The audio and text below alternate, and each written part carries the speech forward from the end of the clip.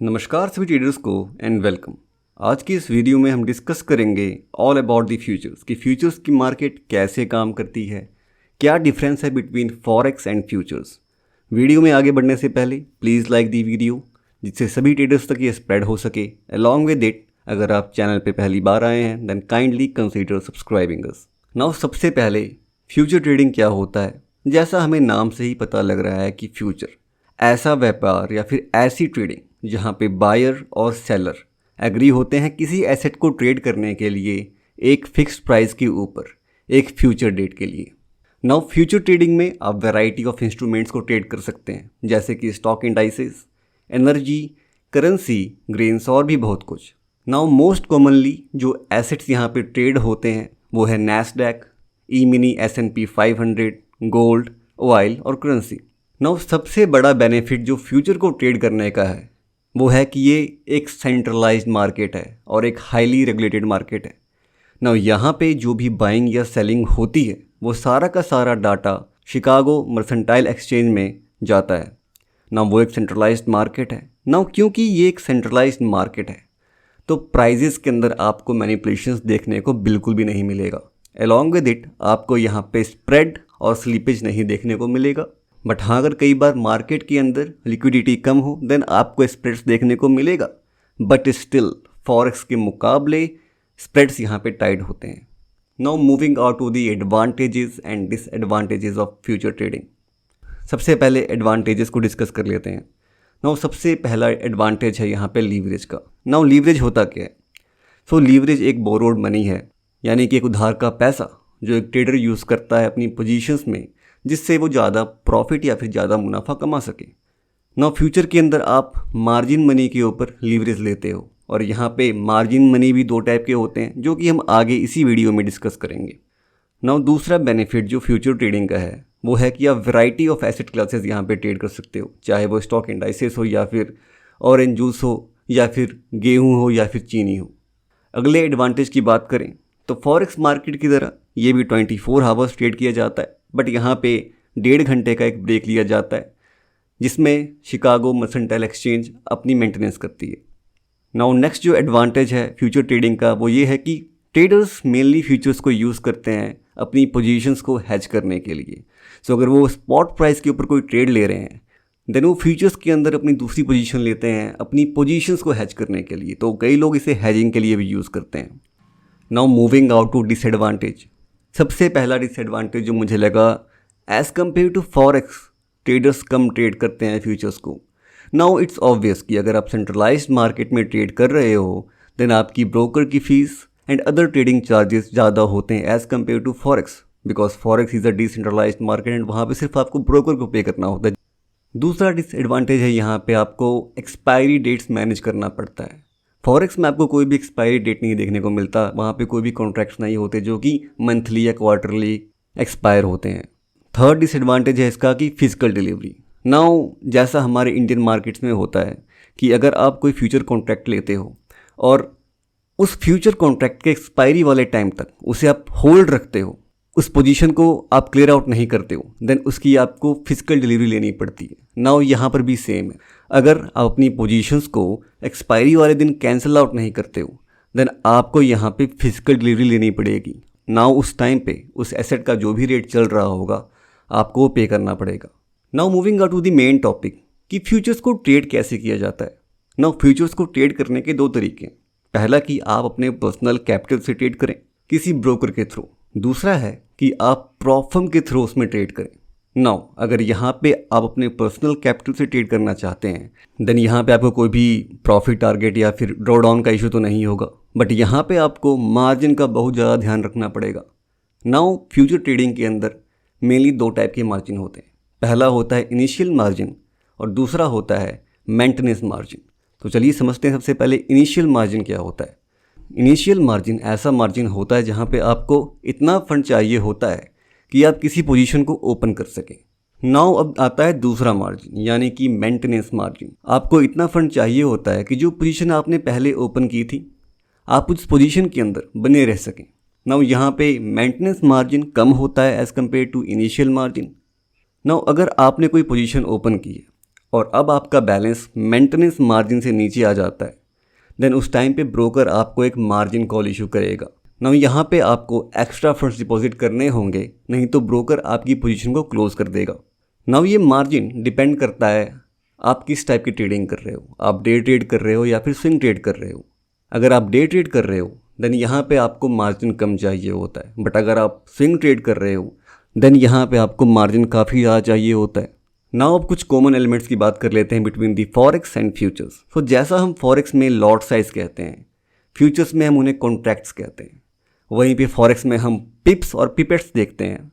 जैसे हम कहते हैं ना कि किसी करेंसी पेयर में 50 पिप्स की मूवमेंट आई, उसी तरीके से फ्यूचर्स में हम उनको पॉइंट और टिक्स कहते हैं।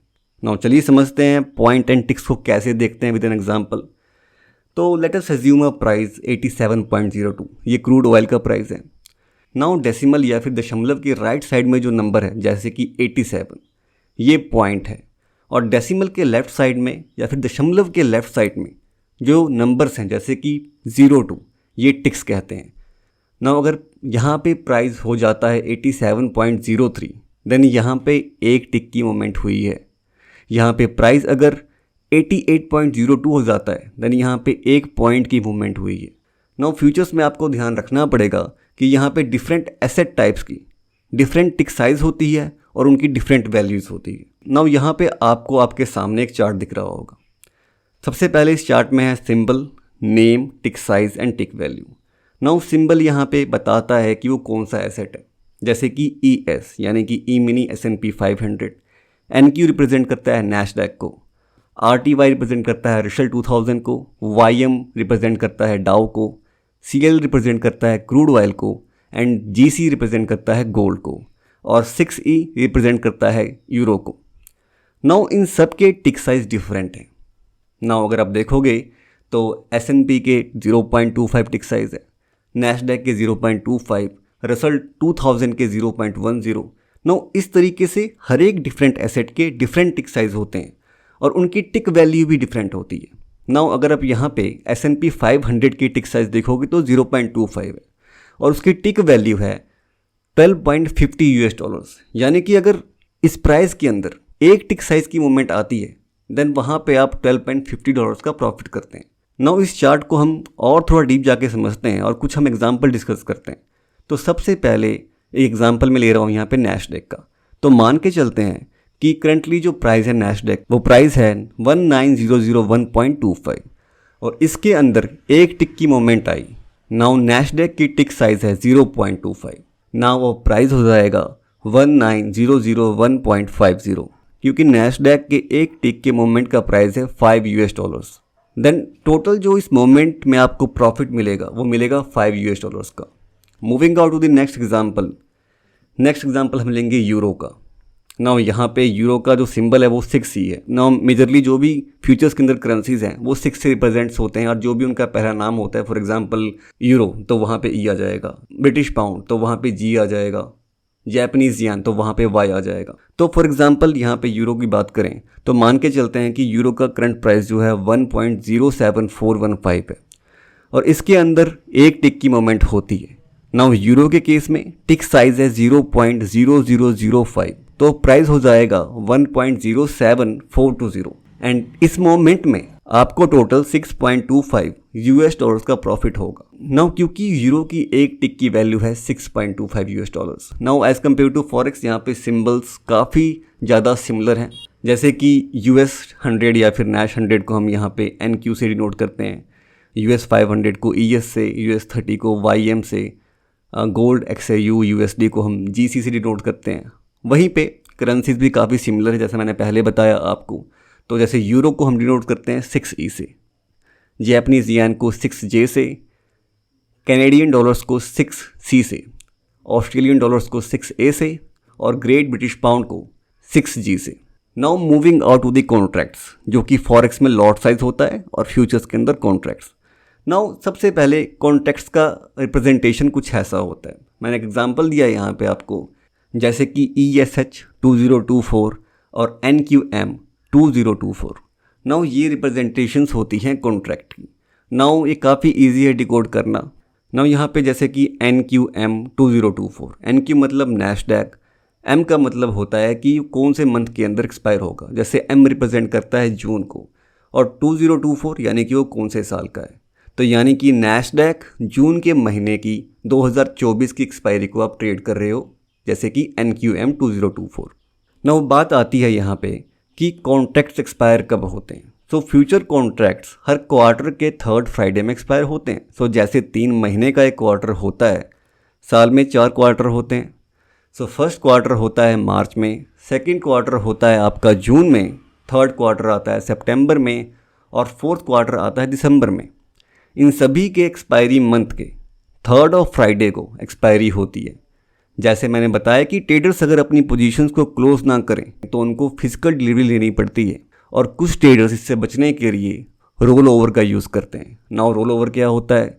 नाउ कुछ ट्रेडर्स फिजिकल डिलीवरी को अवॉइड करने के लिए और साथ ही साथ अपनी पुरानी पोजीशन में बने रहने के लिए रोल ओवर का यूज़ करते हैं।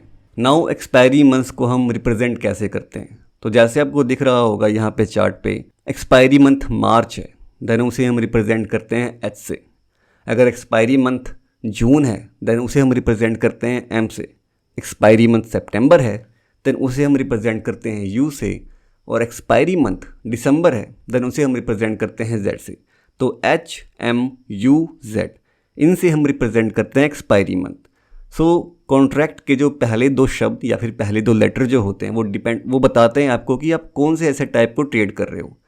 जो थर्ड वर्ड होता है वो आपको बताता है कि आप कौन से मंथ की एक्सपायरी के कॉन्ट्रैक्ट को ट्रेड कर रहे हो, और जो लास्ट का जो ईयर है 2024 वो बताता है आपको कि आप कौन से साल के कॉन्ट्रैक्ट को ट्रेड कर रहे हो।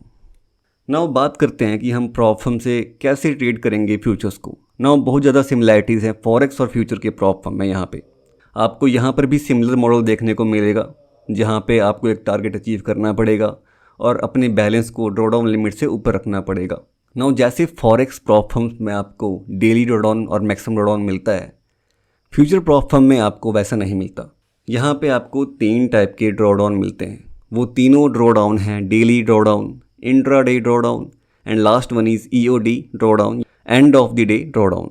नाउ सबसे पहले डेली ड्रॉडाउन, जो कि starting of the day balance से कैलकुलेट किया जाता है, और अगर आपका बैलेंस उस ड्रॉडाउन से नीचे गया देन आप उस दिन ट्रेड नहीं कर सकते या फिर आपका अकाउंट टर्मिनेट कर दिया जाता है। नाउ ये डिपेंड करता है prop firm to prop firm. Now जैसे टॉप स्टेप है तो वो आपका अकाउंट डीएक्टिवेट नहीं करता अगर आपने डेली ड्रॉडाउन रीच आउट किया तो, बट हाँ वहीं पे कुछ अदर प्रॉप फर्म्स हैं जो कि आपके अकाउंट को टर्मिनेट कर देते हैं अगर आपने डेली ड्रॉडाउन रीच आउट किया तो। Moving out to the intraday drawdown. Now ये एक नेगेटिव चीज़ लगी मुझे फ्यूचर्स के अंदर। नाउ इंट्राडे ड्रॉडाउन यहाँ पे एक ट्रेलिंग ड्रॉडाउन है। Moving out to the EOD। Now यहाँ पे एंड ऑफ द डे आपकी पोजीशंस को एवुलेट किया जाता है कि आपकी पोजीशंस में कोई मार्जिन रिक्वायरमेंट्स तो नहीं है, और अगर आपकी पोजीशंस में कोई मार्जिन रिक्वायरमेंट होती है देन जो भी आपका प्रॉप फर्म है वो आपको बताता है कि आपको मार्जिन कॉल लगेगी। नाउ ये इंट्राडे ड्रॉडाउन और EOD ड्रॉडाउन वेरी करता है prop firm to prop firm. Every single prop firm ये आपको नहीं देता। नाउ कुछ प्रॉप फर्म्स जो कि टॉप के फ्यूचर ट्रेडिंग प्रॉप फर्म्स हैं वो हैं top step, apex funding and my funded futures. Now अभी तक हमने इनको रिव्यू नहीं किया है, हो सकता है आने वाले दिनों के अंदर इनको हम रिव्यू करें। Alright traders, so this is it for the basics of future trading. I hope जितने भी ट्रेडर्स वीडियो के एंड तक बने रहें आपको कुछ नया सीखने को मिला। इस वीडियो के अंदर हमने सारी चीज़ें डिस्कस नहीं की हैं, जैसे कि पोजीशन साइजिंग क्या होती है, कॉन्ट्रैक्ट्स कैसे लेते हैं, और भी बहुत ज़्यादा चीज़ें हैं जो हमने डिस्कस नहीं की हैं बिकॉज वीडियो बहुत ज़्यादा लंबी हो जाती, और ये एक इंट्रोडक्शन वीडियो है तो हम चाहते थे कि ये बिगनर को फ्रेंडली हो, साथ ही साथ सबके लिए ईजी टू डाइजेस्ट कॉन्सेप्ट्स हो। बाकी आप सभी कमेंट करके बताएं कि आपको ये वीडियो कैसे लगी और अपने रिव्यूज़ भी शेयर करें।